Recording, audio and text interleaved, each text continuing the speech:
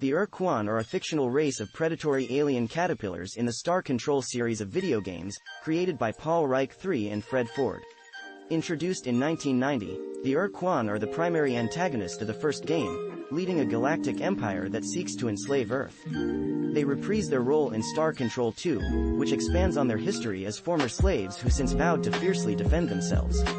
During the game, the Ur-Quan enter into a civil war over their ideology, giving Earth an opportunity to defeat them. In Star Control 3, which was developed by a different team, the Ur-Quan ally with Earth against a different antagonist and their role is scaled back. They appear once again in the Ur-Quan Masters, the 2002 open-source remake of Star Control 2. Reich and Ford developed the Ur-Quan based on the concepts for unique spaceships in Star Control. Their insectoid appearance was inspired by a National Geographic photo of a caterpillar. Their role in Star Control 2 has earned acclaim among the best game villains of all time, praised for their menacing persona, as well as their surprising depth and humanity. The Ur-Quan have also influenced other game studios, inspiring concepts in games such as Mass Effect and Stellaris. Description background: the Ur-Quan are fictional characters in the Star Control series of video games, appearing as an alien race of giant predatory caterpillars. Their history is revealed through character dialogue, which describes them as a species who evolved on a harsh planet in a distant region of space. Their biological lineage is compared to solitary predators such as the praying mantis, who are naturally limited in their social behaviors.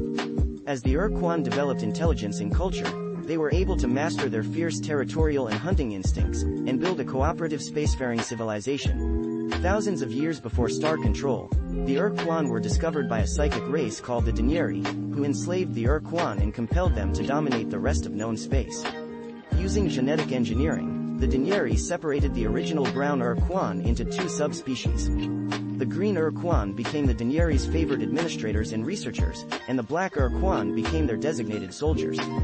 Many generations later, the Ur-Quan led a successful slave revolt. They discovered they could break the Denieri's psychic compulsion by torturing themselves, giving them enough time to kill and eventually exterminate their Denieri oppressors. The Ur-Quan vowed they would never again be slaves, and began to conquer all other intelligent life in the galaxy. The green Ur-Quan were renamed the Ur-Quan Kaiser-Za in honor of the Ur-Quan scientist who freed them all. The Kaiser-Za moved forward with the path of now and forever, a policy of security through enslaving all non-Ur-Quan sentient life, controlling them as either battle thralls, or as fallow slaves, forever imprisoned on their home worlds under impenetrable force fields. The Black Ur-Quan, renamed the Ur-Quan Kor-Ah after their new leader, felt that they could only be safe with the complete annihilation of all non-Ur-Quan life, an ideology they called the Eternal Doctrine. The differing doctrines of the two fiercely territorial species escalated into a civil war. After devastating losses, the Kaiser-Za eventually triumphed through the discovery of an enormous ancient battleship created by a lost alien civilization called the Precursors.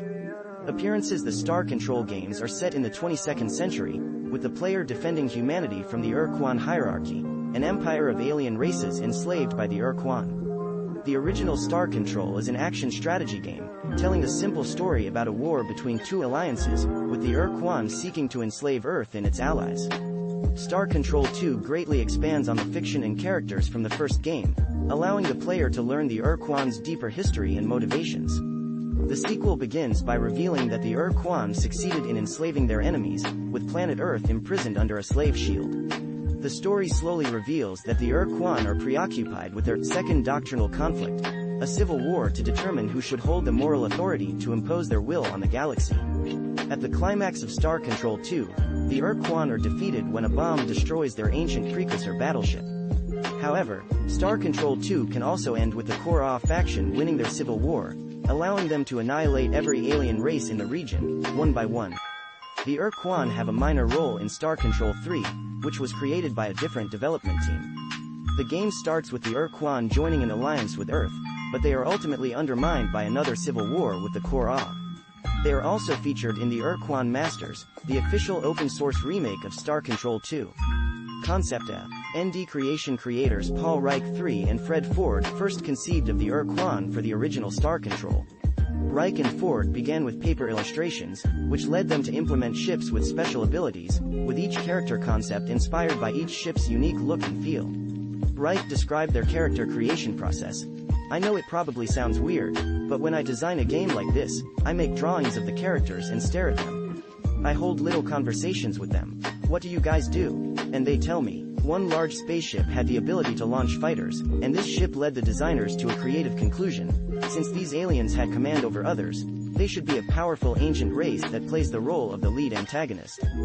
Reich and Ford felt that the word Ur had ancient connotations, and liked the sound of Quan, and thus the Ur-Quan were created.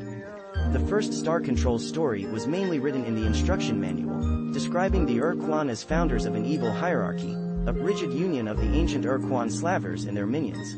Reich and Ford wrote the Ur-Quan's motivations for galactic dominance as their desire for slaves. Reich had previously created a Mantis-inspired race called the Three Kreen for advanced Dungeons and Dragons, and the Mantis continued to inspire the creation of Star Control's insectoid species.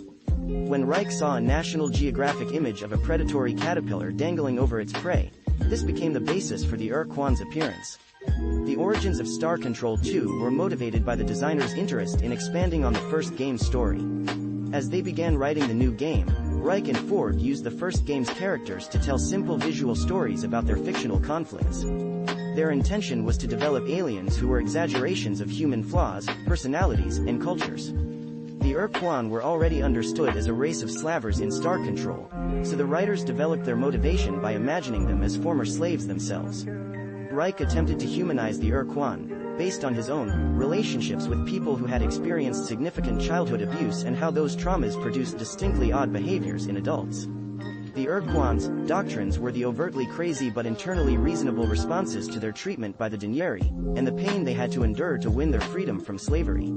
The team describes this writing process as imagining justifications for past creative decisions, building logically on details about the Ur-Quan's history, artwork, and game abilities. The Ur-Quan theme music for Star Control 2 was created by fantasy artist Errol Otis, who first composed the song on a synthesizer before it was re-sampled and exported to mod file format. The 3DO version of Star Control 2 features the voice of Larry Z for the Ur-Quan Kaiser Za, and David Bryce for the Ur-Quan Korra. Reception and legacy. The Ur-Quan have been described as among the best villains in video games. In 1999, GameSpot ranked the Ur-Quan as their best villain in gaming, explaining how their masochistic and truly sad history makes the Ur-Quan one of the very best villains. Even now, we are hard-pressed to find a race of adversaries as complex and three-dimensional. This mirrored their reader-voted awards, where fans chose them as the fourth greatest game villains. Richard Cobbett of Rock, Paper, Shotgun declared them a galactic threat better than basically any science fiction role-playing video game that came after, praising the writers for developing the antagonist's motives and justifications. Game historian Russell DeMaria also proclaimed the Ur-Quan as one of the all-time villainous races in gaming history. The AV Club included the Ur-Quan in their 2021 list of best aliens in pop culture, describing them as tremendous sci-fi villains, importing heady old-school concepts into Star Control's relentlessly fun space-based action. Noting their overall impact on the game industry, Hardcore Gaming 101 agreed that the Ur-Quan are rightfully ranked among gaming's greatest villains, as their terrible history evokes a classic sympathy for the devil, a dramatic moment that many authors only hope to achieve. The Ur-Quan remain an iconic part of what made Star Control 2 a success. GameSpot further celebrated the Ur-Quan for their role in Star Control 2 as one of the best game endings, and GameSpot readers frequently proclaimed their role in one of the best game settings. The Red Bull Gaming Channel also highlighted the Ur-Quan's importance to the classic setting of Star Control 2. All Game hailed the game as a masterpiece for its story, explaining how the Ur-Quan, ostensibly the major villains, become more sympathetic than most of the friendly but fluttery allies populating your own fleet. This is a rare and praiseworthy design achievement. In addition, the Ur-Quan have been acclaimed for their music and audio design.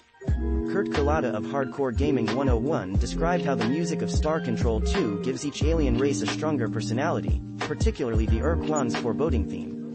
This similarly led GameSpot to rank the Star Control 2 soundtrack as the second greatest of all time, as these themes were as diverse as the aliens' appearances. Your green Ur-Quan masters had a commanding, pounding beat, while their more sinister brothers, the black Ur-Quan, had a more menacing and subtle theme. John Szczepaniak of Retro Gamer praised the Ur-Quan's voice acting and dialogue, including the absolute dread caused by hearing in-depth explanations of what it's like to wear a pain excruciator. Star Control 3 was developed and written by a different team. Kurt Kalata felt that the game failed to give the Ur-Quan a meaningful role, though he praised their transformation from antagonist to ally. Similarly, Nico Nervia Pilit commented that Star Control 3 lacked an enemy as compelling as the Ur-Quan Core. Influenced Star Control 2 has inspired several game studios, where the Ur-Quan have influenced some of the most successful space titles. With several Star Control 2 fans at Paradox Interactive, their space strategy game Stellaris offers the ability to encase a planet in a slave shield, and references the Ur-Quan's battle thralls as a policy option. Star Control 2 has also been noted as an influence on Mass Effect writers Mike Laidlaw and Patrick Weeks. The game had an impact on Laidlaw's formative years, and he later praised the Ur-Quan as one of the game's compelling mysteries. BioWare co-founder Ray Musica has also credited Star Control as an inspiration for the Mass Effect series. Journalists have since noted the design similarities between the Ur-Quan and Mass Effect's Reapers. References external links: the Ur-Quan Masters, the authorized free version of Star Control 2.